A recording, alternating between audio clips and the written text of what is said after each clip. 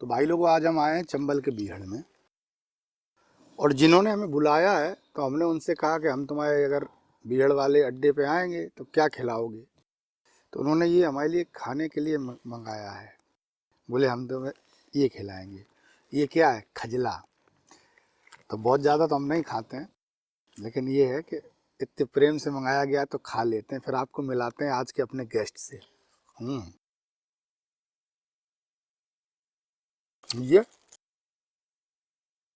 ऐसे इतना बस बहुत हो गया। अब रख दें। तो आज हम आ गए हैं सीमा जी मतलब सीमा परिहार जी, जिन्हें आप सब जानते ही हैं। बहुत दिन से मुलाकात नहीं हुई थी, तो इन्होंने आज कहा कि आओ तुमसे लड़ाई करनी है। तो भैया इतनी ठंड में हम आए हैं इनसे मिलने, और ऐसी ठंड में इन्होंने हमको खजला भी खिलाया है। तो आप समझ रहे होगे कि मेरी क्या हालत हो रही होगी। लेकिन हम सीधे सीधे ये पूछ रहे हैं कि आप हमसे लड़ना क्यों चाह रहे हो?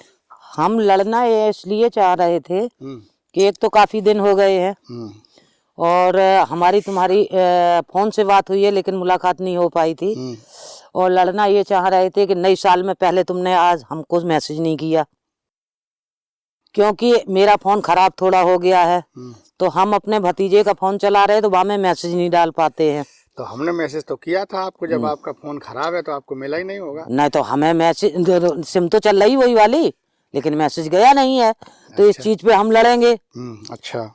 तो आपसे सबसे पहले तो यही एक शिकायत है कि तुमने नई साल में मैसेज नहीं किया। तो चलो अब ये गलती नहीं होगी भैया, मैं सब दर्शकों के सामने हाथ जोड़ के माफी मांग रहा हूँ। अरे नहीं बस ये गलती अब नहीं होगी। और बताइए।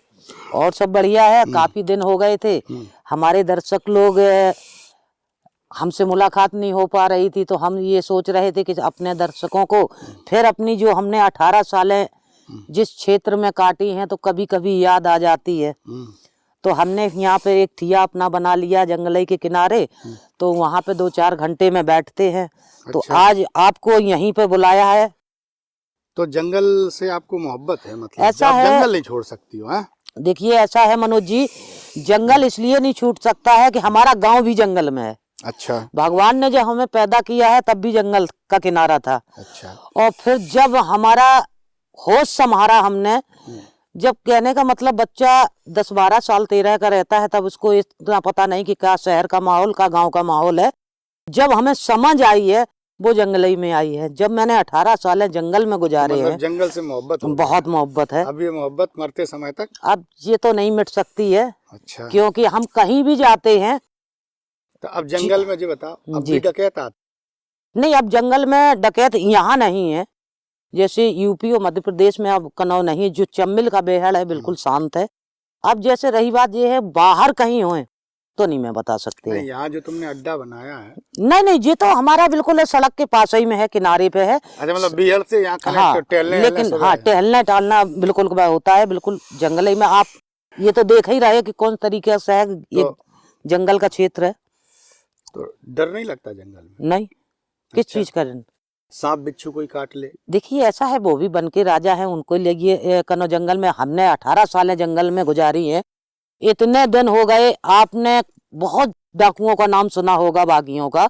कभी ये नहीं सुना होगा कि फला बागी को सांप ने या बिच्छू ने काट लिया।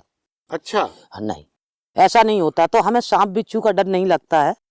जब जिस दिन आ जाएगी तो कहीं बैठे रहेंगे, चले जाएंगे। और जिस दिन नहीं है, जब तक नहीं आई है तब तक कुछ हो नहीं सकता है। सांप बिच्छू से डर नहीं लगता, आदमी से डर लगता? हाँ, आदमी से थोड़ा तो डर के चलना ही पड़ेगा कि पता नहीं कौन सा हमारा।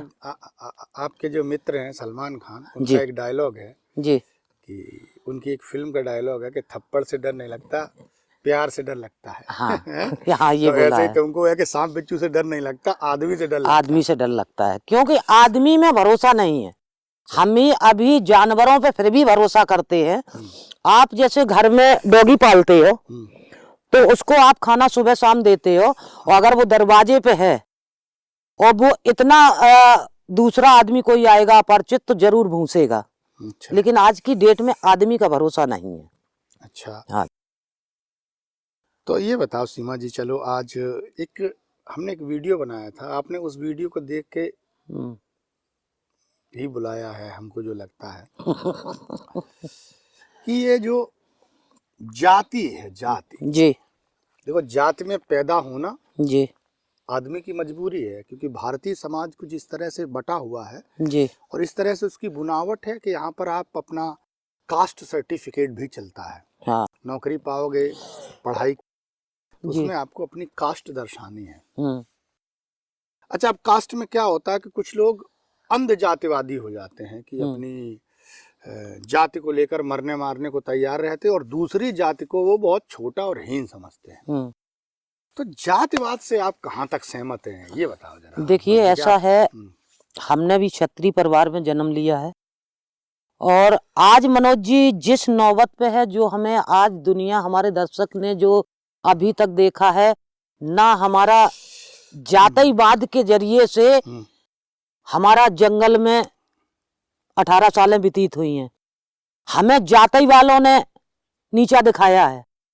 और रही बात ये है कि जो जात वाले कुछ छोटी सोच के होते हैं, ये कहो 5 उंगलियां बराबर होती नहीं होती हैं, और जो आदमी समाज में चला हुआ है, जो बाहर रहता रहा है, पढ़ा लिखा अच्छा ज्ञानी है, वो आदमी जात पात पे नहीं चलेगा। ये तो आदमी गैर फालतू का करता है। देखिए, जिस दिन पैदा होता है बच्चा, उस दिन कोई जात नहीं होती है। तब आदमी ये कह देता है कि अबे किसी का बच्चा अगर मिल गया तो वो चाहे कोई उठा के ले जाता है। बहुत से ऐसे हमने देखे हैं, बच्चा पल रहे हैं उनके घर में, ठाकुर पंडितन के घर में पल रहे हैं, तो तब जात नहीं है। तो जो कहते हैं कि बच्चे का कोई जात नहीं, जात तो ये हम तुमने बनाई। और रही बात ये है कि अगर जात को जात खाती, सब नहीं खाते हैं, कुछ लोग ऐसे हैं वो खाते हैं। तो लेकिन चाहे वो गरीब हो या अमीर हो, मेरे सोच से है कि जितना हमें अपनी जात वालों ने नीचे, कुछ लोगों ने गिराया है, कुछ लोगों ने ऊपर बढ़ाया है। जो अन्य जात के हैं, जो हमारे क्षत्रिय कुल से पैदा नहीं है, वो जात ने आज हमें जितना सम्मान दिया है, जितनी मोहब्बत दी है, तो ये तो हमें जब हम जंगल से निकल के आए हैं तब हमें पता पड़ा। जब आपने जात पात का बात करी है, हम बिग बॉस में सीजन 4 में गए थे, वहां पे सलमान खान ने हमसे सबसे पहले ये पूछा था कि सीमा जी आप जंगल में कितने सालें रही? हमने कहा 18 साल है। तो आपकी बिग बॉस के घर में कैसे रह सकती हो? तो मैंने ये कहा कि भाईजान, मैं 18 साल जंगल में रह सकते हैं, वहां तो पेड़ पौधों से मैं बात करके 18 सालें गुजारी, तो यहाँ तो हमने कि आदमी रहेंगे। अच्छा। तो आदमियन में रहने से क्या, यहाँ पे छत के नीचे सोना है, यहाँ पे ना डर है कि हमें पुलिस से मुठभेड़ करना है, कि जनता से छुपना है, कुछ नहीं होता है। रही बात ये है कि आज सलमान खान सभी जानते हैं कि वो मुस्लिम है, और ये सब जानते हैं कि सीमा परिहार एक क्षत्रिय है। जो सलमान खान ने बिग बॉस में जाके जो हमें सम्मान, प्यार, मोहब्बत दिया है, यहाँ तक है कि उनने ये भी तक उस सीजन में बोला था कि सिर्फ सीमा परिहार भाईजान कह सकती है हमसे। अन्य और जैसे श्वेता तिवारी थी और बीना मलिक थी, बोले ये लोग हमसे सलमान भाई नहीं बुला सकते, सिर्फ सलमान जी कह सकते हैं। और सलमान ने हकीकत में जिस दिन हम आउट हुए थे, उस दिन जितना झटका सलमान हमें नहीं लगा था, उतना सलमान जी को लगा था। और जब हम आउट होके घर आ रहे थे, तब भी बोला कि सीमा जी जब बॉम्बे आना तो ये समझना कि एक भाई तुम्हारा बॉम्बे के अंदर में है, और आज भी मोहब्बत करते हैं। तो हम तो जात पात नहीं मानते हैं और ना मानना चाहिए। नहीं, मैं ऐसे पूछ रहा हूँ, मेरी बात सुनो जी। फूलन देवी की स्टोरी हमने की। हाँ। फूलन देवी को जंगल में इस हालत तक पहुंचाने वाला उनका खुद का ही परिवार का आदमी था, मैयादीन जी, निषाद था। हाँ। रेणु यादव की स्टोरी हमने करी जी। रेणु यादव को जंगल में पहुंचाने वाला आदमी चंदन यादव था जी। वो भी एक यादव ही था। और सीमा परिहार को पहुंचाने वाला वो भी ठाकुर था। सीमा परिहार को पहुंचाने वाला भी एक परिहार और एक ठाकुर ही था ना, परिहार नहीं था। अच्छा ना, मतलब आपकी ले जाने वाले चौहान थे और जो जंगल में पहुंचाने वाले थे वो सेंगट ठाकुर थे, जो भी मतलब हाँ, ले ठाकुर। और मैं अपनी भी एक इसमें किस्सा जोड़ दूं जी। मेरे ऊपर पिछले दिनों एक हरिजन एक्ट लगाई गई, फर्जी जी, बिल्कुल। मतलब मैंने जिस आदमी को कभी ना जानता था ना देखता था, उसने मेरे खिलाफ हरिजन SC ST एक्ट लगा दिया जी। और वो भी एक यादव नहीं लगवाई थी। ओह, तो जात को जात ने काटा। तो मैं यही तो कह रहा हूँ कि जो जैसे अंध जातवाद होता है, कि जैसे मैं कभी कोई वीडियो डालता हूँ तो बहुत सारे लोग आ जाते हैं लाठी लेकर, फलाने मेरी जात की, मेरी, वही बात मैं आपसे पूछना चाह रहा था कि आपका जो अनुभव है, क्या जिंदगी के सफर में जी जातिवाद से काम चल सकता है? नहीं चल सकता है ना, नहीं कि चल आप सकता। आप जो आज मैं 18 साल रही हूँ जंगल में। अगर जात पात का अगर लिया जाए तो हमें 18 साल के बीच में का हो सकता है कि 18-20 आदमी ने, क्षत्रियों ने खाना दिया होगा, लेकिन जो अन्य जात का है उनके कहने से, उनके विश्वास पे जो मैंने 18 सालें काटी हैं उसका हमें अनुभव है। ठीक है, आपने कहा कि हमें एक हरिजन एक्ट लग रहा था, तो मतलब लेकिन लगवा कौन रहा था? लेकिन एक जाति का लगवा रहा था। वही मैं बता रहा हूं। जात तो को जात कभी बर्दाश्त नहीं कर सकती है, अन्य जात बर्दाश्त कर ले। दूसरी बात ये होती है कि मनोज जी, एक आदमी अगर ऊपर को उठ रहा है, क्योंकि अब हम तुम्हें बता दें कारण, एक तो आप सर्विस से हो, दूसरी बात कवि कुमार मनोज को दुनिया जानता है, देश नहीं विदेश तक जानता है। तो वो जात का आदमी ये कहता कि ये कल का लड़का और आज कितना बुलंदियां छूता जा रहा है। आपने यहाँ से लेके विदेश तक के अवार्ड ले लिए एक कवि सम्मेलन से, तो आपने एक धरती पे पहचान बनाई है, तो सामने वाला तो क्या सोच रहा होगा कि इसको कहीं ना कहीं इसकी टांग पकड़ के नीचे को गिराया सबसे ज्यादा मतलब बुराई या जो शत्रुता है, मुझे लगता है वही क्योंकि मनोज जी मैंने 18 साल की, सबसे करीब के लोग होते हैं। 18 साल जंगल में रहे और 18 साल के बाद में जब मैं समाज में लौट के आई हूँ, अभी भी परिस्थितियां हमें झेलते जा रहे हैं। तो हमें जात का ना गैर जात का अभी भी आज की डेट में है। मैं अपने ना रिश्तेदार का इतना विश्वास कर रहे, ना हम हर छत्री का विश्वास कर पाते हैं। ये कहो कि सब छत्री का ना करें, कुछ छत्री है उनका हम करते हैं, लेकिन अन्य जात का अभी भी आंखें मूंद के मैं करते हैं। मनोज जी, इसी इटावा के अंदर में आपकी जानकारी है कि बहुत से छत्री रहते हैं जी। हमारे यहाँ रिश्तेदार भी रहते हैं, उनने हमसे काफी दाएं फोन से बात करी। यहाँ पे हमारे ताऊ के लड़के के सारे रहते हैं, बोले दीदी कभी आया करो, रहो करे आके, यहाँ पे रुक सकती हो इटावा में। लेकिन हम आज दिन तक किसी रिश्तेदार का नहीं लेते। आपका हम एक अपने भाई से ज्यादा विश्वास करते हैं। अगर 12 बजे रात के आपने फोन किया होगा तब भी हम आपके यहाँ चले जाते हैं। देखो हम चले आए आपके बीहड़ में, तो ये तो एक हमारी आत्मा से विश्वास है और हमें ये अंदर से अनुभव है कि मनोज हमारे साथ में कभी गलत नहीं करेगा, ना कभी गद्दारी करेगा, इसलिए मैं चले जाते हैं। विश्वास के लिए आपका बहुत बहुत मैं एक तरह से ऋणी है कि आप इतना मुझे अपना मानती हैं।